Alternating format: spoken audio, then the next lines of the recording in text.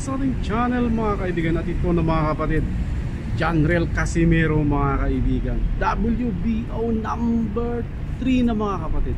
Tingnan nyo mga kaibigan, ganon siya kalakas mga kaibigan at ganon kaangas mga kapatid. Walang laban, ngunit tumataas sa ranking mga kaibigan.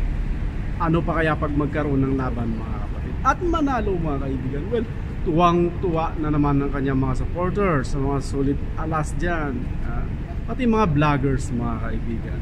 Ayan na, grabe na kagad, trending na naman, at gusto nila kalabanin kaagad ni Inoue itong si Cuadro Alas dahil number 3 na siya mga kaibigan. Well, anong talaga, nag-i-enjoy lang ang mga fans, ang mga vloggers, ang mga fanatics mga kaibigan.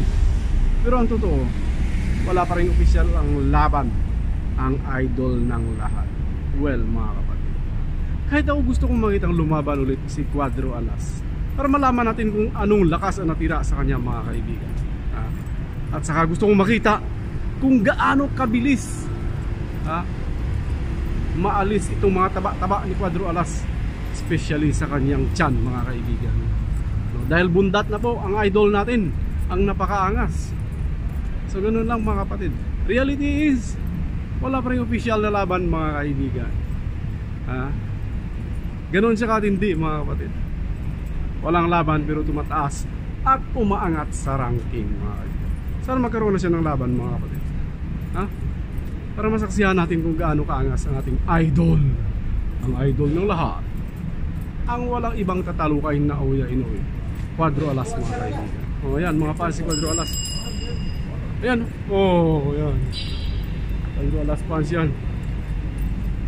Hanggang dito na rin umabot ng kanyang kaangasan mga kaibigan. So ganun lang, hopefully makalaban na to si Cuadro Alas para malaman natin kung magtuloy-tuloy pa ang kanyang pagkaangas, ang kanyang pagkasikat, o babagsak na ang idol ng lahat. So pangarap pa rin ng Inoue mga kaibigan. Yan. Tingnan yung mga fans na. Nag-aabang yan. Kahit sila mga kaibigan, nag-aabang-abang yan sa laban ni Cuadro Alas. Diba? So thank you so much for watching mga kaibigan. At huwag nyo kalimutan mag-like and subscribe mga kaibigan. So see you on our next vlog lang tayo. Ayan pa, may dumagdag pa sa fans.